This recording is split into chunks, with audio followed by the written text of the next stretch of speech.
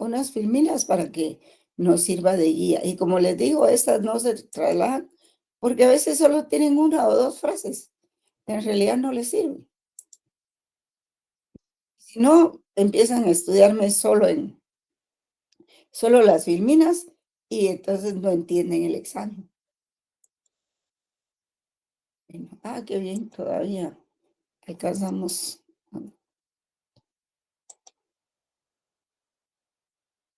Ustedes me dicen si voy a quitar la pantalla para mí.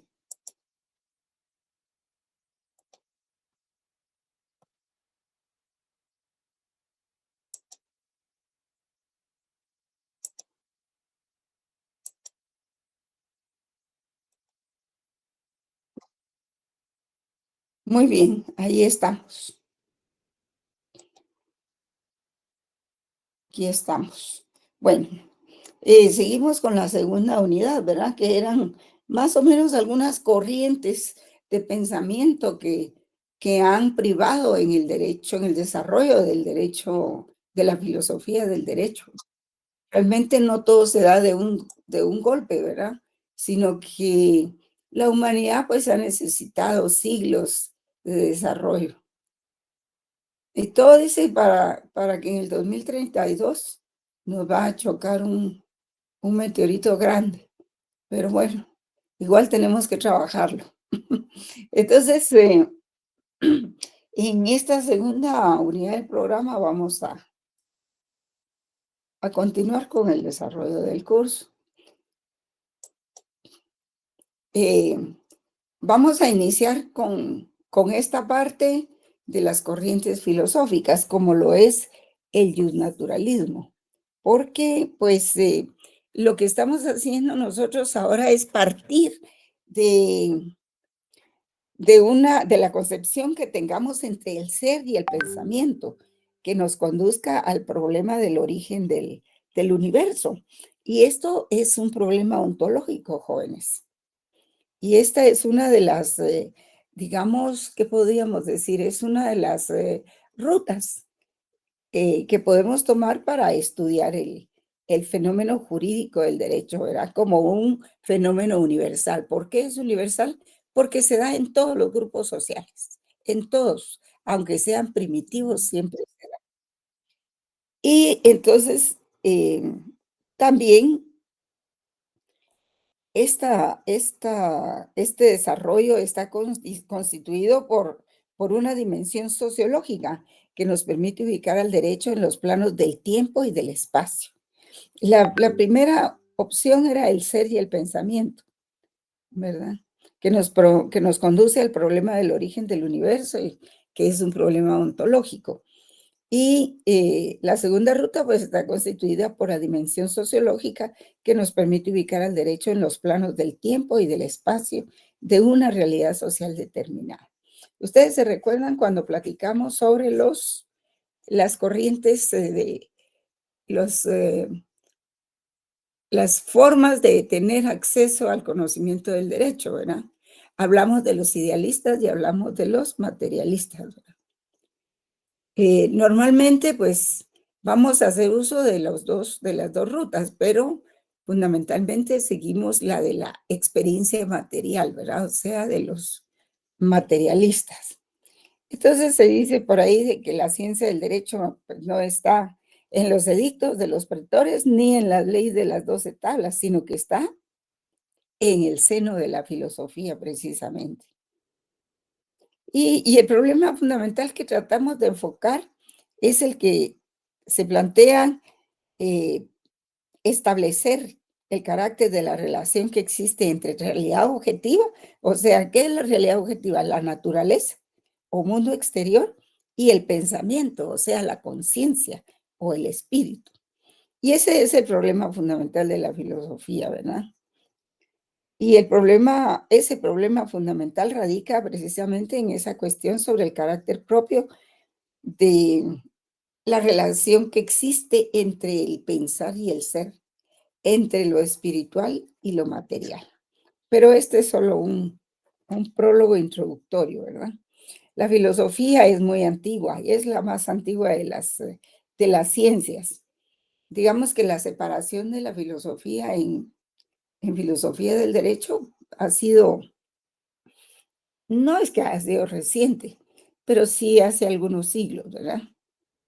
Y porque hay muchos sistemas filosóficos, sobre todo a partir del movimiento social que ocurrió después de la Edad Media, en que se dio el Renacimiento, y se dio el renacimiento de todas las ciencias y de las artes.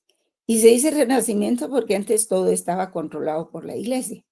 Llega un momento en que la Iglesia pierde su poder y entonces se da paso a todas las formas de pensar, todos los estudios científicos, y entonces todo se vuelve medible y pesable, ¿verdad?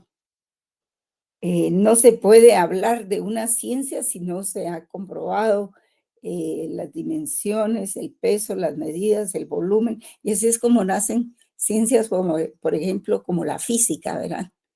Eh, no digo metafísica porque metafísica es algo espiritual, como la física, como la química. Antes habían alquimistas, ¿verdad? Y eso dejó su huella para los futuros químicos. Y, y entonces, dentro de toda esa maraña de conocimientos, se trata de conocer las respuestas que ofrecen todos esos sistemas filosóficos o el modo en que responden diferentes filósofos a la cuestión del fundamento de la filosofía. Entonces, el problema fundamental de siempre de la filosofía, que es la relación entre el ser y el pensamiento, está muy íntimamente ligada con el problema ontológico, ya se lo había dicho, ya que se refiere a la explicación acerca del origen del ser, es decir, acerca del origen del mundo, del universo y de todo lo existente. Y pues respecto a este problema, las respuestas son muchas, ¿verdad? Dando lugar a las tendencias filosóficas de pensamiento que aún dividen a los seres humanos, en que algunos son idealistas y otros son materialistas. Y esto viene desde hace mucho tiempo y continúa sobre nueva tecnología. Entonces, cada corriente pues le imprime eh, la resolución del problema de la relación entre el ser y el pensar, ¿verdad? Pues la corriente filosófica idealista básicamente busca, tiene una tendencia que trata de dar respuesta al problema del origen del ser, fundándose en factores de carácter espiritual, concediéndole primacía al pensamiento, a la conciencia, a la razón, al espíritu o idea, ¿verdad? Y que existe anteriormente que existiera la materia, ¿verdad? Y pues resulta que de acuerdo a esa concepción no científica del mundo, la realidad objetiva procede del pensamiento, la razón, el espíritu o idea, que para los creyentes es identificable con un ser supremo superior, perdón, un ser superior denominado Dios, ¿verdad? Y la corriente filosófica materialista, pues, es opuesta al idealismo y trata de explicar el problema relativo al origen del ser, tomando en consideración el grado de desarrollo que han alcanzado las ciencias, considerando que la materia es el elemento primordial o primario en el origen del ser y concibe la materia como la categoría filosófica que se constituye en una realidad objetiva, independientemente de nuestro pensamiento. Esto quiere decir que, por ejemplo, el sistema planetario existe en el espacio y del cual somos parte, lo creamos o no. Lo miremos o no, eso existe independientemente de nuestra conciencia. Y de eso se trata, pues, el materialismo, ¿verdad? Que su palabra, en palabras latinas, significa sustancia, en donde se ubican los filósofos que piensan que la materia es lo primero y la conciencia es producto de la materia. Eso ya lo habíamos hablado. Dicen que la materia es eterna y no puede ser creada. En el universo no existen causas sobrenaturales o del más allá, ¿verdad? Simplemente uno se muere y ahí se acabó todo. Y pues siempre la conciencia es un producto de del cerebro, pues es un producto del desarrollo de la materia, porque el cerebro se ha desarrollado enormemente, ¿verdad? En los seres humanos que ha alcanzado cosas inimaginables. Nada más el lenguaje, fíjense ustedes, el lenguaje y el pensamiento. Y entonces uno se pregunta, ¿qué desarrolló el pensamiento o el lenguaje? ¿Qué fue el motor de desarrollo para tener un lenguaje? ¿El pensamiento o fue al revés? El lenguaje desarrolló el pensamiento. Eso, pues está por verse, ¿verdad? No todas las respuestas las tenemos. Pero digamos que, ¿qué vinculación tiene con todo eso el derecho? Perdón, pero el derecho pues es una creación del desarrollo social y se constituye en un objeto susceptible de captarse en toda su realidad plena. ¿Quién lo capta? Pues el que está conociendo el derecho, el sujeto cognoscente, ¿verdad? Y por eso es de que nosotros utilizamos la teoría del conocimiento para conocer el fenómeno del derecho. Y entonces, también por medio de la filosofía podemos explicarnos el origen y la orientación del derecho, ¿verdad? Bajo esa doble perspectiva que nos brindan el idealismo y el materialismo. Entonces, ustedes pueden ver ahí una filmina, perdón. Es que en la medida que se humedece el tiempo, también me afecta la garganta. Entonces, hay diversas explicaciones que los teóricos idealistas han formulado acerca del origen del derecho, ¿verdad? Pero todas van convergiendo en un mismo punto. Eh,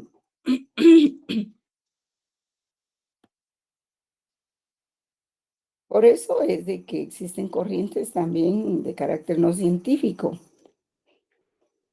Y, y ven ustedes, por ejemplo, aquí en la filmina que les estoy presentando, que como corrientes que han inspirado el derecho, se encuentra el naturalismo o derecho natural, que tiene mucho que ver con esto que hemos estado platicando, ¿verdad?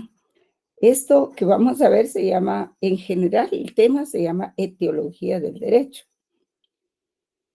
Y esta primera parte del derecho natural, pues, la hacen descansar en una voluntad divina, una razón universal, considerando la naturaleza en abstracto,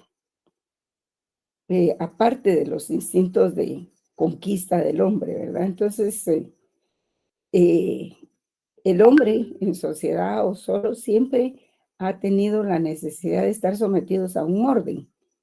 Y ese orden, pues, ¿quiénes lo establecen? Los más fuertes, ¿verdad? La convicción de la necesidad de formular un pacto o contrario para constituir una efectiva organización social. Un compromiso para la conservación de la paz y la búsqueda de un instrumento mediante el cual sea posible la reconciliación en los conflictos.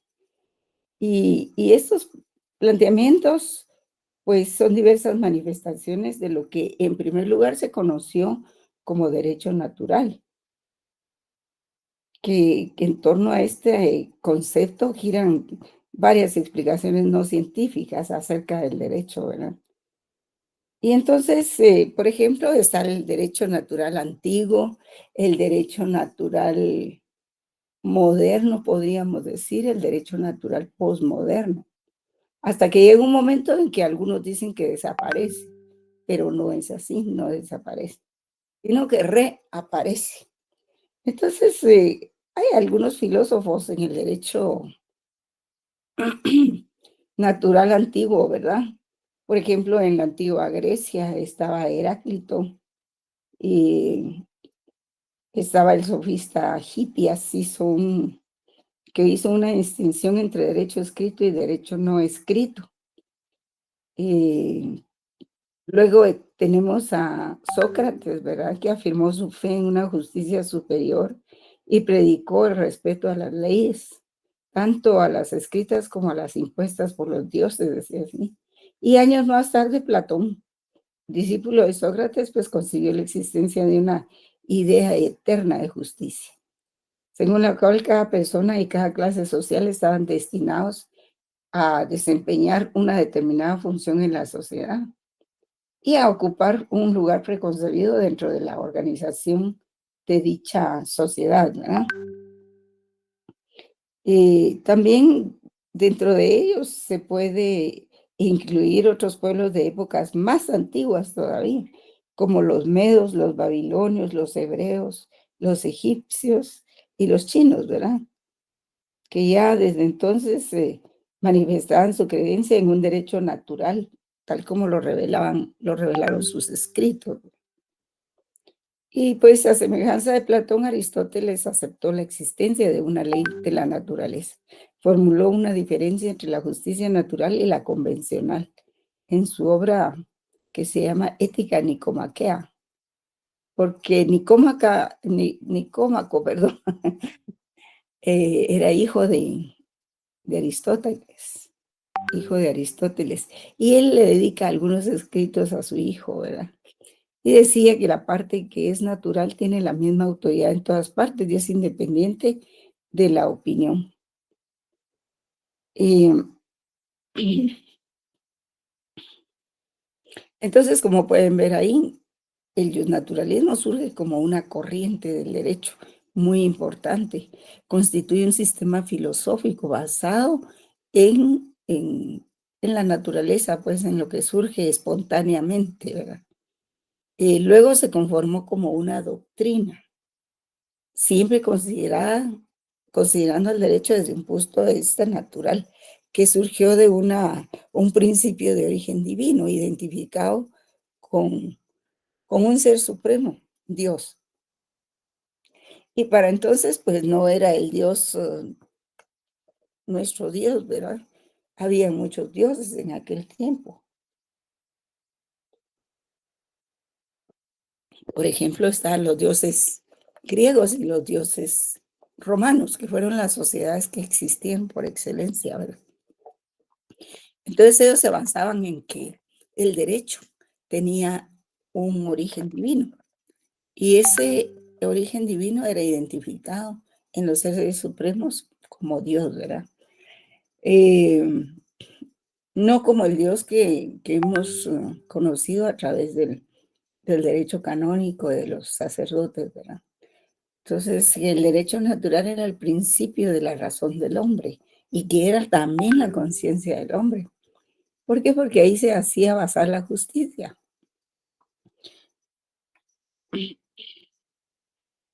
Y pues tenía este derecho natural, pues es anterior al hombre como lo conocemos, ¿verdad? Decía que era más antiguo que la antigüedad, ¿verdad? Es intrínseco a la naturaleza humana, que es universal, porque se da en todos lados, es objetivo también porque todas las sociedades lo practican, y es eterno, es inmutable, ese era el derecho natural. ¿Y cuál era el valor fundamental del derecho natural, jóvenes? A ver si logran identificarlo.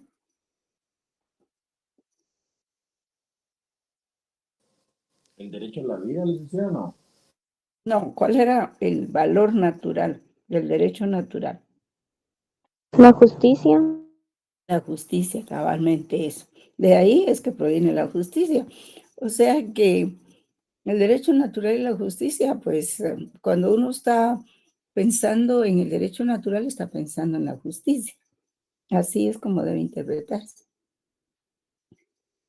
Y entonces, también dentro de esta historia que les estoy relatando a 1000 pasos por hora, pues también existía dentro de todo eso un panteísmo, ¿verdad? que era identificado con Dios. Existía un filósofo que le llaman Zenón, ¿verdad? Que decía que el derecho natural era la ley de la razón misma. Y así pues la razón era considerada como por los estoicos, porque los estoicos fue una época muy importante, porque ellos defendieron mucho el cristianismo, murieron, se dejaron torturar, sangraron y todo por defender su fe. Así como se miran en las películas, ¿verdad? Probablemente fue más difícil. Y entonces los estoicos consideraban que la razón era la esencia que subyace en el origen del derecho y la justicia.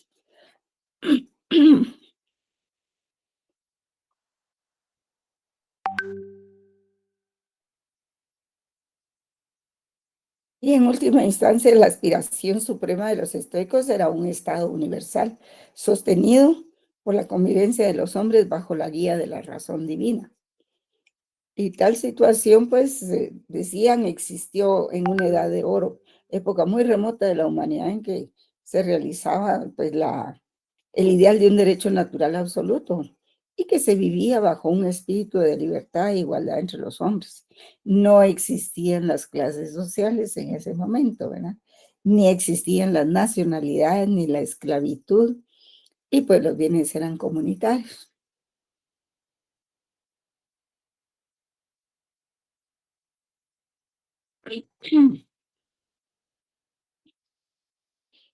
Y pues estando en esa edad de oro, decían los estoicos que en un momento determinado irrumpió el egoísmo y la pasión, la ambición y el ansia de poder, y a instancias de ello se torna irrealizable el ideal absoluto del derecho natural, en virtud de lo cual la razón divina tiene que implementar medios e instituciones pues adecuadas, ¿verdad?, al nuevo estado de cosas imperantes.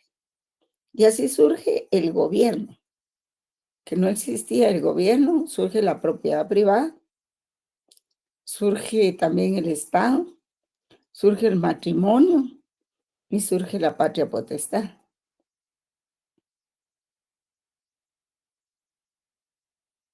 Y el derecho natural absoluto ya decadente se ve sustituido por un derecho natural relativo, imperfecto, ¿verdad? Como la nueva situación en que se vive y como la naturaleza misma del hombre. Y ese hombre, guiado por los dictados de la razón, pues debe resolver esa problemática que se le plantea. O sea, ya el aparecimiento de la propiedad privada, el aparecimiento del matrimonio, de la tutela, pues implican y obligan a las sociedades a crear más instituciones, ¿verdad? Y así es como se va conformando las normas. Y pues a la escuela estoica se opuso la epicuria, ¿verdad? Fundada por Epicurio, y cuya base filosófica constituía en un principio de utilitarismo contrario a la moral estoica. Y así para Epicuro el derecho era solo un pacto de utilidad y el Estado es el efecto de un convenio que los hombres podrían romper siempre que no se encuentren en tal unión la utilidad que se propusieron para concertarlo. O sea, si ellos no eran parte de ese convenio, pues podían apartarse de ese pacto, ¿verdad? Sin embargo, la orientación estoica del derecho natural, pues a pesar de las corrientes filosóficas que se le oponían, ejerció una notable influencia sobre el desarrollo del derecho y sobre la filosofía jurídica. Y esta influencia irradió directamente sus efectos a la teoría y a la práctica jurídicas de los romanos, la filosofía jurídica de los padres de la Iglesia también, y de los pensadores medievales, a la escuela del derecho natural clásico de los siglos XVII y XVIII, y a las teorías de la Revolución Francesa. Fíjense ustedes cuántos siglos nos hemos saltado ahí. ¿En qué siglo fue la Revolución Francesa, joven?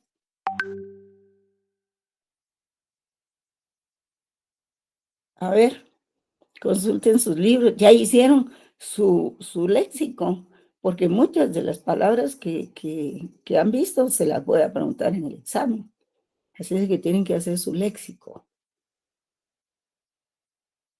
Pues sí, ¿en qué siglo fue la Revolución Francesa? En el 18, licenciada. Excelente. Y 10 años antes se dio la Guerra de Secesión en Estados Unidos, ¿verdad? Guerra que le sirvió como de ejemplo para la Revolución Francesa. Y prueba de ello, pues, constituye algo que vamos a ver aquí. Por ejemplo, el hecho de que Cicerón, el gran orador y estadista romano, concebía a la razón como el poder dominante del universo, identificable con la naturaleza. Y pensaba que el verdadero derecho es la recta razón conforme a la naturaleza. Es de aplicación universal, inmutable y eterna, así. Y llama al hombre al bien con sus mandatos y le aleja del mal mediante sus prohibiciones. Por eso es de que en el derecho hay mandatos y hay prohibiciones, decía él. También hay otros pensadores, ¿verdad? Por ejemplo, aparte de Cicerón, que fue un gran escritor, de veras. Él escribió sobre el jus civili, que es el derecho que iba a normar las relaciones entre los miembros de la sociedad romana, pero dentro de sus muros, ¿verdad? A los ciudadanos romanos. El jus naturale, pues, que es el derecho natural, y el jus gentium, ¿verdad? Que se le conoce como derecho internacional, que era la regulación de las relaciones hacia los extranjeros. Así como ahora que están haciendo desde hace rato reglas para los migrantes, ¿verdad? Más o menos eso era el jus gentium, ese era el jus cogens. Gallo también escribió el jus civili y el jus gentium. Abonaron cada quien en su época al desarrollo de esos códigos y de esas disposiciones legales, ¿verdad? Ulpiano también escribió sobre el derecho natural, el jus gentium y el jus civili. Paulo también, ya menos conocido, ¿verdad? Por ejemplo, hay otros autores, ¿verdad? Séneca, siguiendo la doctrina estoica y la de Pitágoras y de Empédocles, consiguió la existencia del derecho natural manifestado en varias formas. Una forma general refería al orden de todos los seres de la naturaleza, ¿verdad? Otro más estricto, común a todos los seres animados, y otro más limitado, que es propio de los hombres, de todo el género humano, para convivir en sociedad. Es que ellos pensaban también en las leyes que regían a los seres humanos, perdón, a los seres vivos, digamos que los animalitos, ¿verdad? Que también ellos tenían reglas y tenían derechos y no como los conocemos para los seres humanos, ¿verdad? Pero que sí tenían también su forma de relacionarse. Y para los hombres, para el género humano, que era uno de los valores el vivir en sociedad y el respeto mutuo. Dentro de lo cual el derecho de gentes, ¿verdad? El jus gentium, que digamos Gallo, así como está ahí, que el derecho de gentes es el que la razón natural estableció entre todos los hombres, ¿verdad? Y Edgar Bodenheimer, que es otro clásico, pero él ya es de la modernidad o posmodernidad, dice que la noción de derecho natural fue la que prevaleció entre los jurisconsultos romanos clásicos, de lo cual se infiere que ha tenido escasa aceptación la opinión de otro jurisconsulto romano de nombre Ulpiano, quien consideraba el jus naturale era el que la naturaleza enseñó a todos los animales, ¿verdad? Y finalmente, dentro de la concepción romanista del derecho natural, pues estaba el derecho de gentes, que ese es común a todo el género humano. Por eso es de que no era solo aplicable solo a los ciudadanos romanos, sino a toda la gente que llegaba ahí. Y tanto los griegos como los romanos, pues en todos los de esos autores se forjó dentro del contexto del modo de producción esclavista, régimen económico que se caracterizó por las relaciones de producción que se basaban en la propiedad privada, sobre los medios de producción y sobre los esclavos mismos, y siendo considerados estos últimos como instrumentos parlantes. Los esclavos, ¿verdad? Eran considerados no como personas, ni como seres humanos, sino como instrumentos parlantes. Imagínense ustedes cómo habrán sufrido, sin derecho alguno, y sometidos a la más cruel explotación. Y por tanto, por eso las relaciones de producción esclavistas eran reguladas por un cúmulo de leyes que les negaban la calidad de personas y por ende de ciudadanos a todos los esclavos.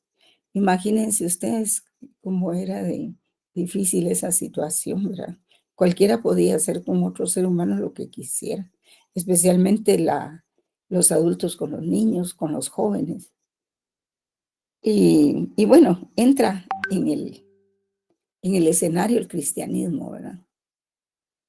Llega, al entrar en el escenario, el cristianismo llega a cambiar muchas cosas, ¿verdad?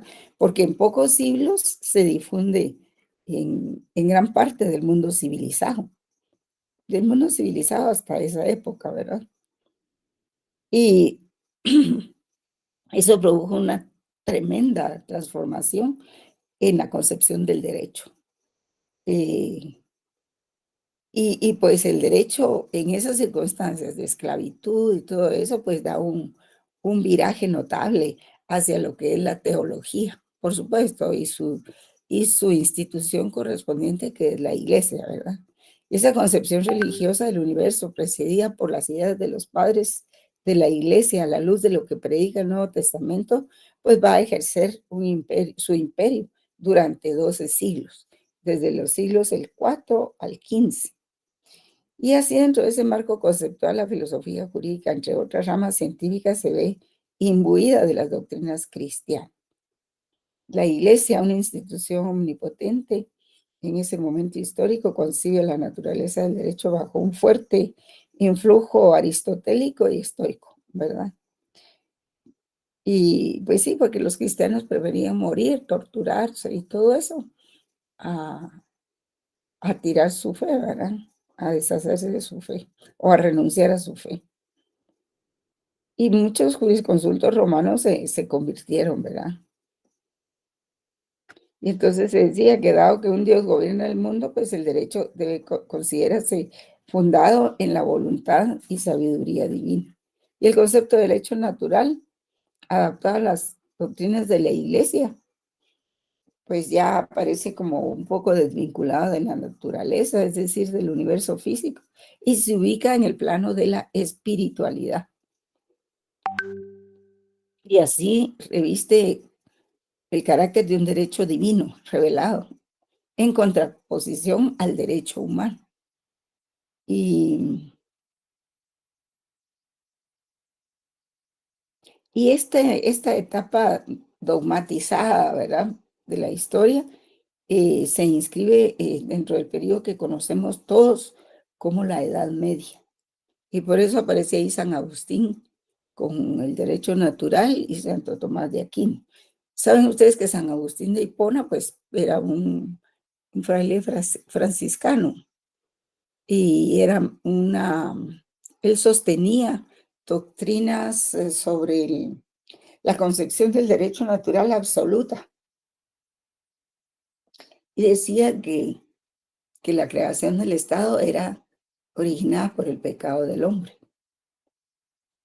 Y en esta etapa entramos a lo que se conoció también como modo de producción feudal, cuando las sociedades empiezan a deshacerse ya, a salir de la esclavitud y les ofrecen pues pagarles los señores que tenían el dominio de las tierras, les ofrecen pagarles en cosechas y que les van a dar tierra para ellos, para que la puedan cultivar. Entonces, mucha gente dejó sus trabajos, es decir, la esclavitud o se escapó o fue vendida, qué sé yo, para inscribirse en el modo de producción feudal, ¿verdad?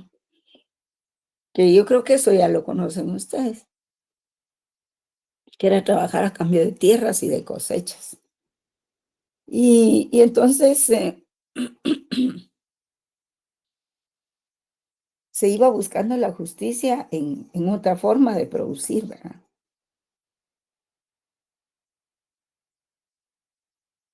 Por ejemplo, hay otro fraile muy importante que no solo San Agustín, sino San Ambrosio, ¿verdad? Para quien lo fundamental del derecho natural lo constituía la caridad. Y esa noción viene a sustituir algunos elementos incluidos en la concepción del derecho que maneja Cicerón, ¿verdad? Pero los personajes importantes que destacaron en esta etapa fue San Agustín, San Isidoro de Sevilla y Santo Tomás de Aquino y Francisco Suárez. Entonces ellos son los que elaboran la primera Biblia escrita, ¿verdad? Y pues la Edad Media es un lapso histórico llamado así por los humanistas, que comprende desde el año 476 antes de nuestra era, y en el que cae el Imperio Romano de Occidente cuando el rey de Italia depone a Rómulo Augusto, el último emperador, hasta 1453 en que se produce, 1453, fíjense jóvenes, en que se produce la caída del Imperio Romano de Oriente con la toma de Constantinopla por los turcos. Y luego viene Constantino, y él decreta que la religión cristiana es la oficial. Imagínense ustedes qué cambio, ¿verdad? Porque cae el Imperio Romano de Oriente con la toma de Constantinopla por los turcos. Y algunos historiadores consideran que este periodo se prolonga hasta el año 1492, cuando se dan los famosos viajes de Cristóbal Colón.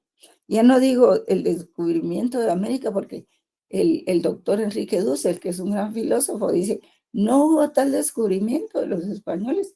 Aquí los españoles lo que vinieron a hacer fue un encubrimiento de toda nuestra cultura, porque ya las sociedades mayas, aztecas y toltecas y todo eso ya estaban con un estado conformado perfectamente. Y entonces los españoles vienen a cambiar las instituciones, la religión y todo, pero ellos ya tenían todo un estado desarrollado. Entonces tiene mucha importancia, pues, imagínense ustedes, casi que cae el Imperio Romano cuando se dan los viajes de Colón a América, ¿verdad? Y en ese entonces, pues el modo de producción era feudal, porque había una propiedad parcial de la tierra respecto del campesino siervo, ¿verdad?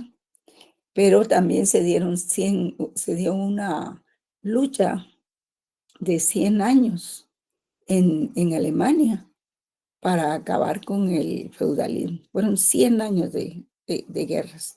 Y entonces San Agustín fue el más importante representante de la patrística, ¿verdad? Que era esa otra corriente, la cual recogió una distinción histórica entre un derecho natural absoluto y un derecho natural relativo, adaptando a los postulados del cristianismo. Conforme a estas ideas, el derecho natural absoluto regía a los hombres antes del pecado original que vició la humanidad. Y el derecho natural relativo surgió como un sistema de principios jurídicos adaptados a la naturaleza humana. Surgió como un sistema adaptados a la naturaleza humana después de la caída del pecado original, que derivó en la obligación del trabajo y con ello la institución de la propiedad. O sea, el pecado original consistía en el aparecimiento del trabajo realmente, ¿verdad? Y también la institución de la propiedad, porque unos tenían los bienes y otros no, otros trabajaban. Y la aparición de la pasión sexual después del pecado exigió las instituciones del matrimonio y la familia. el crimen de Caín surgió la necesidad del derecho y de la pena, del derecho penal. La fundación del Estado por Nemrod dice que fue el comienzo del gobierno, porque cuando surge el Estado, pues también surge casi al mismo tiempo que el derecho, ¿verdad? Y vamos a ver la relación entre ellos dos. También la confusión de lenguas que se produjo cuando los hombres trataron de construir la Torre de Babel. Bueno, todos son historias religiosas, ¿verdad? De la Biblia, que motivó la división de la humanidad en naciones distintas. El ultraje de Caín sirvió como justificación de la institución de la esclavitud, y así la propiedad privada, el matrimonio, el derecho, el gobierno y la esclavitud se convirtieron en instituciones legítimas del derecho natural relativo. Porque cuando llega Santo Tomás de Aquino, él ya no dice que el Estado es producto del pecado de los hombres, sino él dice que el Estado surge porque hay una necesidad en las sociedades de constituir ese ente, ¿verdad? Y así es como el derecho natural, que era absoluto en San Agustín, se vuelve relativo en Santo Tomás, que él creó muchas escuelas, y por eso esa época se le llama la escolástica. Vamos a ver, voy a ver ahorita qué es lo que quiero. Entonces, digamos que la iglesia fue obteniendo un poder, pero omnímodo, ¿verdad? Sobre todo. Vamos a ver quién quiere entrar o algo así. Ah, sí, vamos a ingresar a estos chicos. Espero que ya no haya nadie más.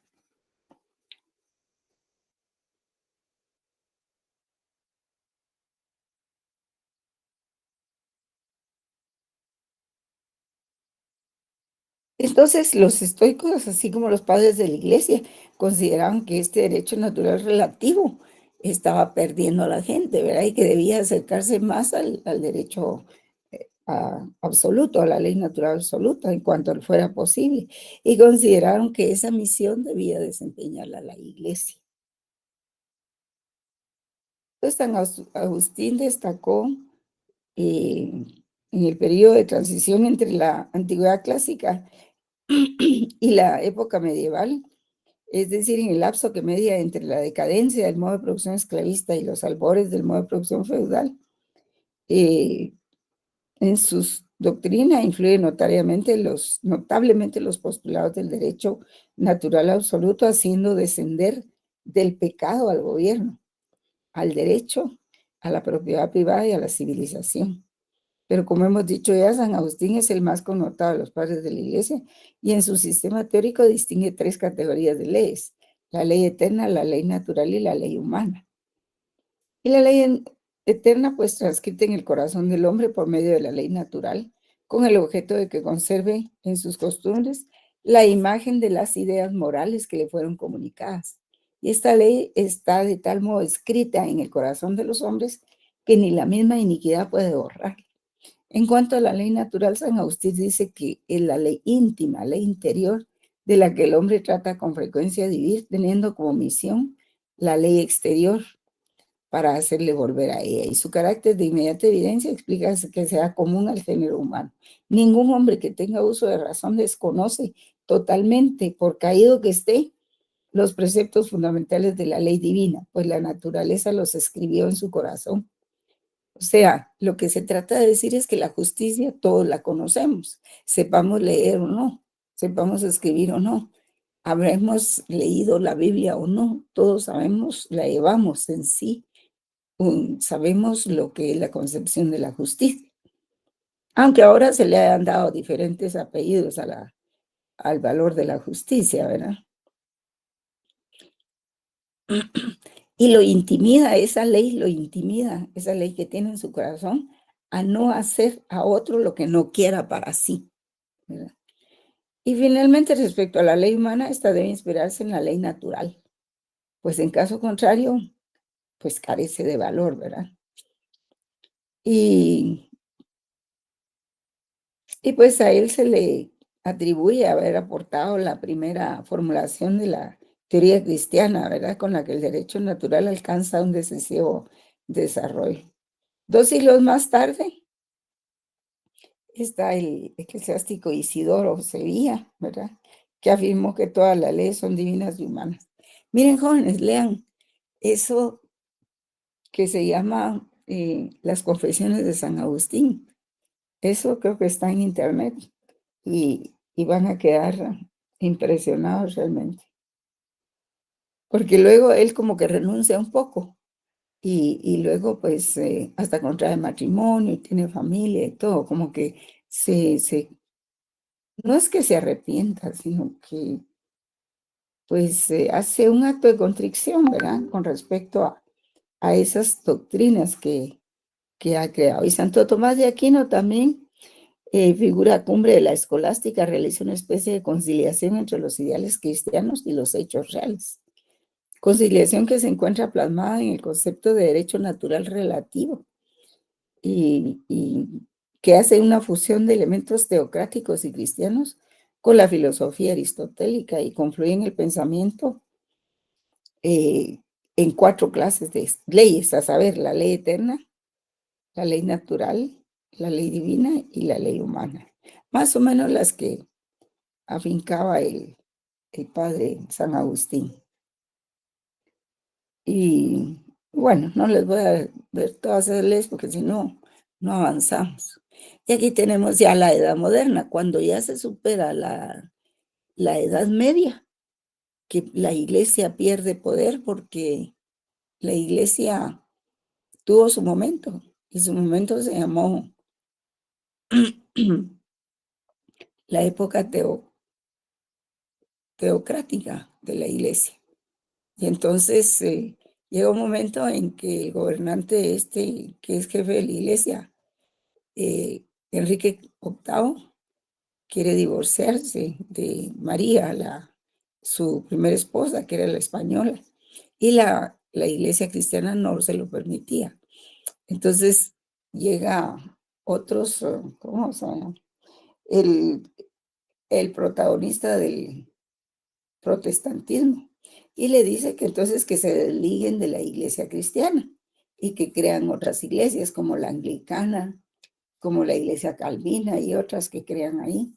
Y entonces se inicia un movimiento en 1524 más o menos que se llama el protestantismo. El protestantismo no es ni más ni menos que la protesta contra los designios de la escuela, de la Iglesia Católica. Entonces él lo hace porque él es el padre de la Iglesia, el jefe supremo de la Iglesia, y todavía lo es, lo son en Inglaterra los reyes. Y pues rompe con el cristianismo y crea la Iglesia evangélica, ¿verdad? Y ese movimiento se llama el protestantismo. Y de ahí en adelante, pues todas esas iglesias son protestantes. Así se dice protestantes porque protestaron de los designios de la Iglesia Católica y se apartaron. Y ellas mismas que han creado sus propios celebraciones, los protocolos de las misas o como se llame ahora, ¿verdad?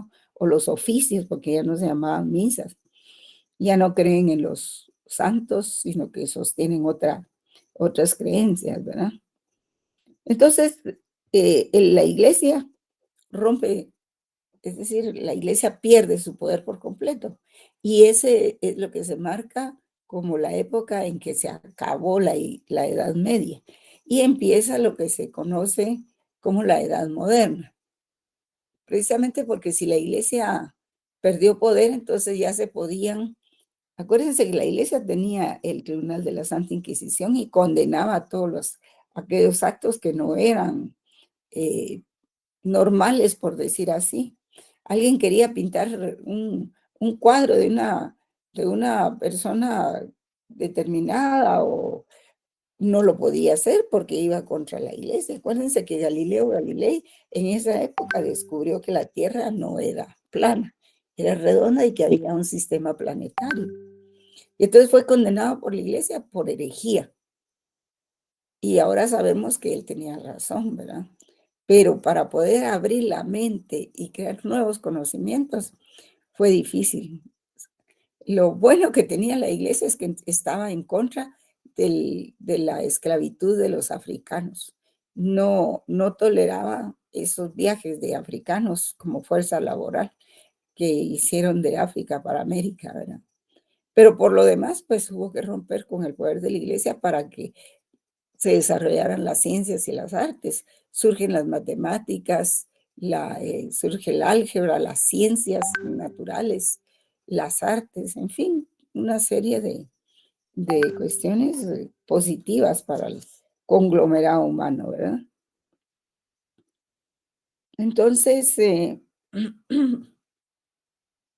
surgen otros filósofos como estos que siguen el naturalismo, pero ya será de carácter estrictamente racional, no apegado a deidades, ¿verdad?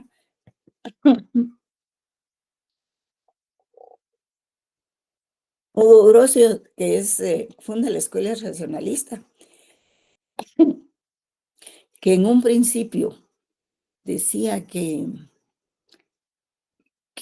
pues, que el derecho natural derivaba de un ser divino.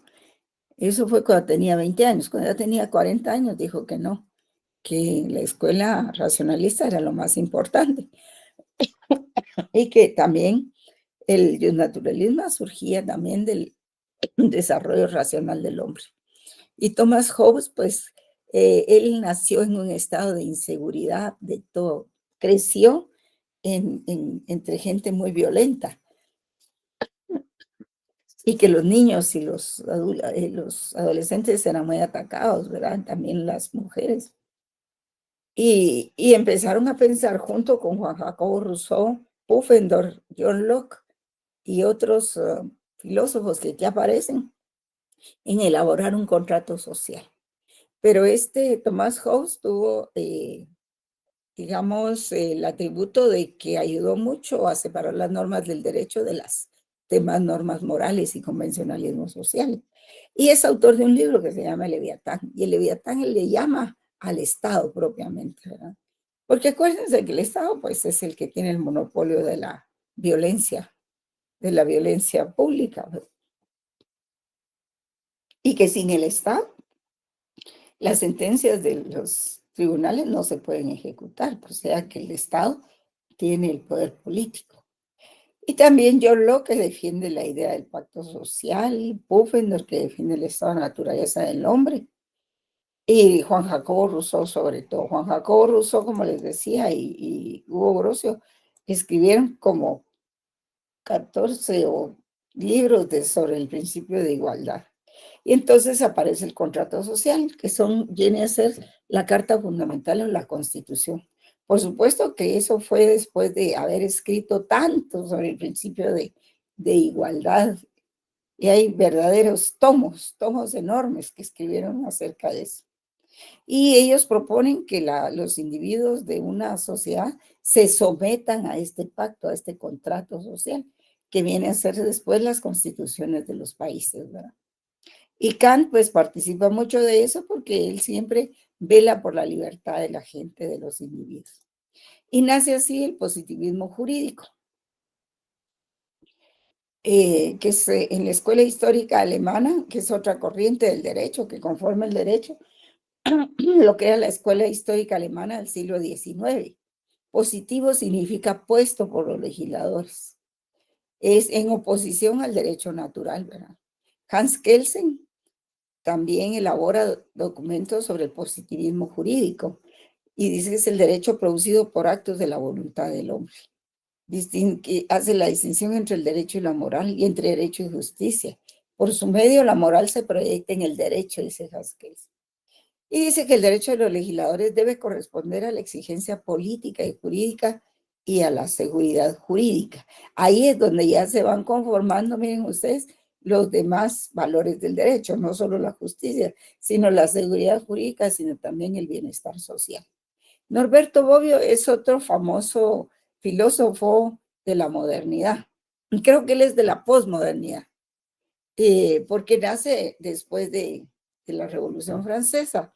Y entonces distingue tres aspectos del positivismo jurídico, como metodología, como actitud éticamente neutral o para distinguir una norma jurídica de una que no lo es, con un sistema determinado un determinado sistema de valores. Como teoría del derecho positivo, vincula la existencia del derecho a la formación del Estado. Y en eso coincide Marx también, porque Marx dice que el derecho y el Estado surgieron al mismo tiempo y por las mismas causas. Y como ideología que dice que todo el derecho positivo es justo, solo por ser derecho positivo, sin importar su contenido, de si es justo o no. Y en esto sí, pues diferimos, ¿verdad? Porque el derecho no necesariamente que porque es derecho es justo. Y el instrumento idóneo para obtener ciertos fines como el orden, la paz y la seguridad. Dice que el derecho es el instrumento idóneo para obtener ciertos fines como el orden, la paz y la seguridad. Que es cierto. Hay tesis de Alf Ross, que Alf Ross es más realista. Búsquenlo en ese libro del doctor Luis César López Permut, que hay mucho de esto que les estoy explicando aquí. Entonces es bueno que lo adquieran para poder estudiar en ese. Y creo que ya todos saben de qué se trata, ¿verdad? Entonces las principales tesis de él es que dice que el derecho que es no es igual al derecho que debe ser. Pues sí, porque aquí estamos hablando de la deontología. Y aquí estamos hablando de lo que es el ordenamiento jurídico, cómo está. Dice que el derecho y la moral, el derecho dice que es y la moral dice que debe ser. En una concepción imperativista es que el derecho es imperativo. Las normas jurídicas son imperativas y que se aplican por la fuerza, ¿verdad? Claro que hay una concepción mecanicista en que los jueces aplican el derecho, pero no lo crean, solo copian modelos, ¿verdad? Y también la idea de que todo ordenamiento jurídico debe ser obedecido. Y niega la existencia del derecho natural anterior al derecho positivo. Hay otras escuelas que desarrollan el positivismo, como la escuela de los glosadores y posglosadores.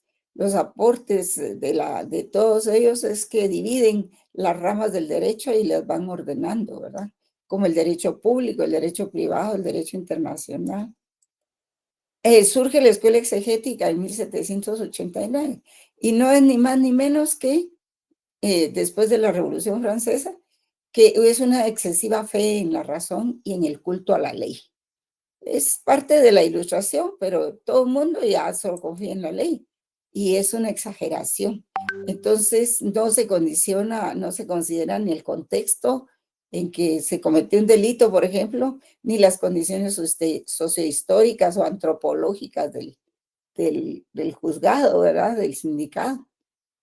Y terminan con el derecho natural racionalista, pero no terminan, realmente no desaparece. Está también la escuela de la jurisprudencia de los conceptos.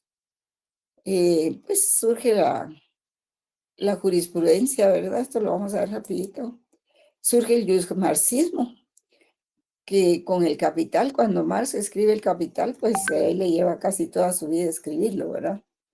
Y él aterriza en estos planteamientos, dice, el análisis de las sociedades se basa en la división de clases expuesta por el capitalismo, lejos de todo lo que puede pensarse en una sociedad justa. Dice que está el proletariado que produce riqueza a la sociedad, y este proletariado pueden ser obreros, operarios, pilotos, en fin. Y se divide ese proletariado ordinario, se le llama, a quienes consiguen trabajo todavía. Y lumpenproletariado, que los que están en la pobreza absoluta, como los inmigrantes, los mendigos, etc. Y todo eso tiene mucha actualidad, jóvenes. Y la burguesía que posee los medios de producción. ¿Qué son los medios de producción, jóvenes? Las fincas, los latifundios, las fábricas, las maquilas, todo eso. Y compran el servicio del proletariado para su explotación. Y sí dice que el Estado es el aparato político, económico y social de esta clase y que el derecho es la dictadura de la clase dominante convertida en ley. Y vamos al estructuralismo, pues este es un sistema de organización estructural de los estados, ¿verdad? Que no piensa en la historia, ni en el derecho natural, ni en el derecho positivo. Es algo así como pensar en el derecho administrativo. Aquí está el presidente, aquí están los ministros, está la vicepresidencia, luego los ministros, las direcciones generales, las unidades, etcétera, etcétera, ¿verdad? que eso es solo, pues el estructuralismo es una forma de organizarse, ¿verdad? Y es un método muy utilizado también para analizar el lenguaje, la cultura y la sociedad de segunda mitad del siglo XX. Y finalmente, pues tenemos lo que es la semiótica, que es la ciencia de los sistemas de comunicación dentro de las sociedades humanas. Es la ciencia que estudia la vida de los signos en la vida social. En derecho estudia el lenguaje jurídico. Su método busca comprender las prácticas culturales que implican significaciones culturales de diverso orden y qué leyes les son aplicables a estas. Y esta semiótica se divide en tres ramas: la semática, que estudia el significado de las palabras; la sintaxis o sintáctica, que estudia la conformación de las oraciones.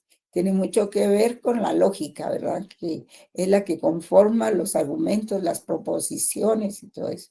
Y la pragmática, que es la aplicación, pues, de las instituciones del derecho a la sociedad. Pensé que no me iba a dar tiempo, joven. ¿Alguna pregunta?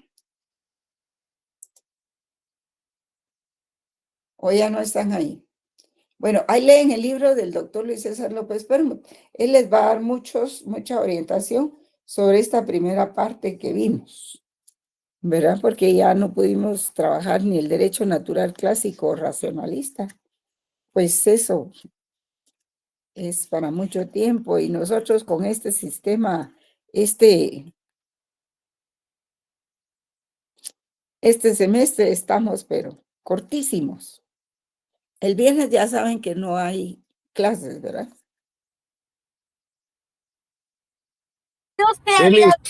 Sí, licenciada. ¿Verdad que no hay clases el viernes porque están las elecciones? Y con el tránsito, como está en Guatemala, no tenemos más remedio que o se hace una cosa o se hace otra, pero no como antes, que antes teníamos jornada, bueno, les estoy hablando hace 40 años. Teníamos jornada única, teníamos jornada doble. Uno podía llegar a almorzar a su casa porque trabajaba de 8 a 12. A las 12 se iba y tenía 2 horas para almorzar en su casa. Y de ahí regresaba a las 2 de la tarde a su trabajo y salía a las 6, ¿verdad? Maravillosa vida esa. Afortunadamente la pude vivir. Licenciada, Sí, sí. Exordio a la filosofía del derecho sería del Luis César López Permon, Sí, el que no. sí, les va a ayudar a toda esta primera parte. Ok, pero si ese es el libro, ¿verdad? Y aquí está bien. Miren, no se usa para todo el curso, ya no se usa para todo. Pero para esta primera parte sí se usa. Es este libro, ¿lo ven? Ese está ahí en la facultad y es de fácil acceso, porque uno de García Maínez pues estará costando unos 400 quetzales, supongo yo. En cambio, pues para esta primera parte les va a ayudar muchísimo. Aparte de la documentación que yo les envié, les voy a enviar las guías, ¿verdad? Para el trabajo que tienen que hacer. Y bueno, eso sería todo. Será mi último día que platique con ustedes, porque de ahí nos vemos el 25 en el examen, ¿verdad? Así es de que no les deseo suerte porque tienen que estudiar. Eso depende mucho de ustedes. Hay que leer, hay que hacer el léxico, revisar todas esas palabras raras. ¿Saben qué es epistemología? Si se los pregunto ahorita, no me lo van a contestar. Pero si leen ahí el libro y los documentos, sí lo van a hacer. Bien, jóvenes, ha sido un gusto trabajar esta clase. Nos vemos el martes, ¿verdad?